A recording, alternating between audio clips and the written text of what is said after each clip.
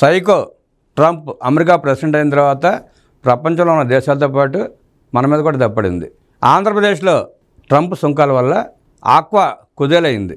ఆంధ్రప్రదేశ్కి ఆక్వా ప్రధాన ఉత్పత్తిదారు, అలాగే ఎక్స్పోర్ట్ కూడా చాలా అధికంగా ఉంటుంది. ఆక్వా మీద మనకి ఆదాయం కూడా చాలా గణనీయంగా ఉంటుంది. రాష్ట్రంలో ప్రధాన పంట ఆక్వా. ఆ ఆక్వా మీద సుంకాలు పెంచడంతో కుదేలైంది. తెలిసిన వెంటనే చంద్రబాబు నాయుడు గారు కేంద్రానికి లెటర్ రాయటం, సంబంధిత శాఖ మంత్రి గారితో మాట్లాడటం, దానికి పరిష్కారం చూపించాలని చెప్పి వడివడిగా అడుగులు వేస్తున్నారు. అమెరికా సుంకాల కారణంగా నష్టపోతున్న ఆక్వా రంగానికి కేంద్రం అండగా నిలవాలని సీఎం చంద్రబాబు విజ్ఞప్తి చేశారు. ఈ మేరకు కేంద్ర వాణిజ్య పరిశ్రమల శాఖ మంత్రి పీయూష్ గోయల్కు ముఖ్యమంత్రి చంద్రబాబు లేఖ రాశారు. అమెరికా సుంకాల నుంచి ఆక్వా ఉత్పత్తులు మినహాయింపు పొందేలా ప్రయత్నించి రైతులను ఆదుకోవాలని కేంద్ర మంత్రిని కోరారు. ఆంధ్రప్రదేశ్ రాష్ట్ర జీడిపిలో మత్స్యరంగం కీలకమైన భూమిక పోషిస్తోందని, ఆక్వా రైతులకు సంక్షోభ సమయంలో అండగా నిలవాలని సీఎం చంద్రబాబు లేఖలో పేర్కొన్నారు. భారతదేశం నుంచి వెళ్లే సముద్రపు ఆహార ఎగుమతులపై అమెరికా ప్రభుత్వం 27% దిగుమతి సుంకం విధిస్తోంది. 2023-24 ఆర్థిక సంవత్సరంలో భారత్ నుంచి అమెరికాకు $2.55 బిలియన్ విలువైన సముద్రపు ఆహార ఉత్పత్తులు ఎగుమతి అయ్యాయి. వీటిలో రొయ్యలే 92% వాటా కలిగి ఉన్నాయి. అమెరికా దేశానికి రొయ్యల ఎగుమతిలో కీలకమైన భారత్పై 27% దిగుమతి సుంకం విధించడంతో ఆక్వా రైతాంగం నష్టపోతోంది. ఈక్వెడార్ వంటి దేశాల రొయ్యల ఎగుమతులపై అమెరికా కేవలం 10% పన్ను మాత్రమే విధిస్తోంది. ఇది మన దేశానికి పరోక్షంగా నష్టం చేస్తూ వారికి అనుకూలంగా మారుతోంది. దీనికి తోడు మన దేశ ఎగుమతిదారులు ఇప్పటికే 5.77% కౌంటర్ వెయిలింగ్ డ్యూటీ సివిడి భారాన్ని మోస్తున్నారు. అన్ని సుంకాలను కలుపుకుంటే ఈక్వెడార్కు భారతదేశానికి మధ్య సుంకాల వ్యత్యాసం దాదాపు 20% ఉంటుంది.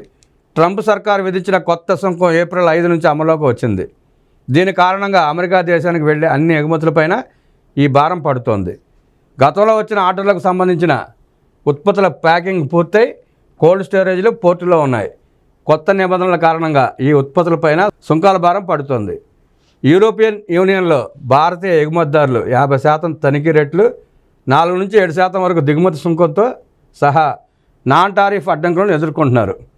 కానీ వియత్నాం వంటి దేశాలు ఈతో స్వేచ్ఛా వాణిజ్య ఒప్పందం ఫ్రీ ట్రేడ్ అగ్రిమెంట్ FTA కింద జీరో డ్యూటీ వెసులుబాటు పొందుతున్నాయి.